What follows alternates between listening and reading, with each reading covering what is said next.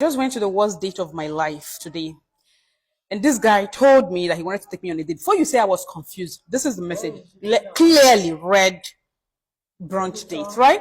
So this morning he called me just to make sure I was still on the same page with him.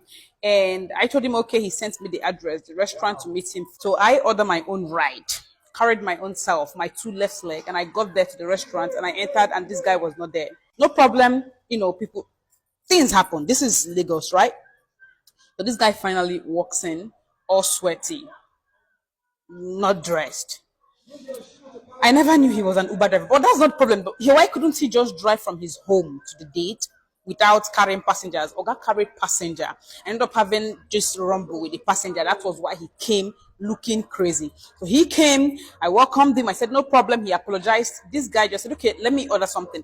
And I'm like, no, just call them. They will come and take our order. He said no. And I felt, okay, maybe he was just being polite. He doesn't want to stress the waiters. He walked through the service place. You know, that place where you can go and order your food, where they serve the food.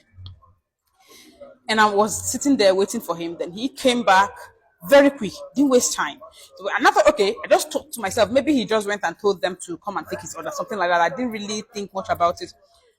Well, before I knew it, they brought food. They brought amala, ewedu, and bagiri to this guy. It was a brunch date. Anyway, when they brought it, I'm like, oh, I don't eat bagiri because I don't, right? And he was like, you would love watching me eat it. I didn't clock it. So I sat down there. Why I told him that was because when they brought his food, I assumed that he placed the same order for me and him, so they were going to bring my own. But when he answered me, I was just okay. I just sat down there. After a while, my food wasn't coming. Like nothing came, and he was there devouring his food. And I'm like, okay. I called the waiter when she came to give someone next to us something. I'm like, sorry, I'm still waiting for my food. And I said, oh, did you order something? What would you like? That was when it occurred to me that this guy literally just ordered for himself and did not order for me.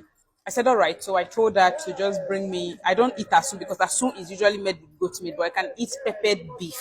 So, and I said, just bring it to me. Let me just eat and drink water and just get out of here. I would pay, no problem. I was just telling myself, I didn't really tell her the I'll pay part. So she left and she brought this thing. And when she dropped it, before I could even, position myself properly to start eating, this guy dipped his hand into my plate and took one meat. And while he was throwing my meat into his mouth, he asked me, hope you wouldn't have any problem being a housewife, like taking care of the children, because, women these days, everybody just want to be.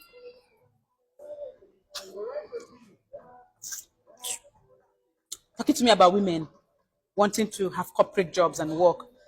I couldn't even answer, but did I tell you that this guy literally sat down there eating his food and called me my queen like 17 times? Yes, I counted.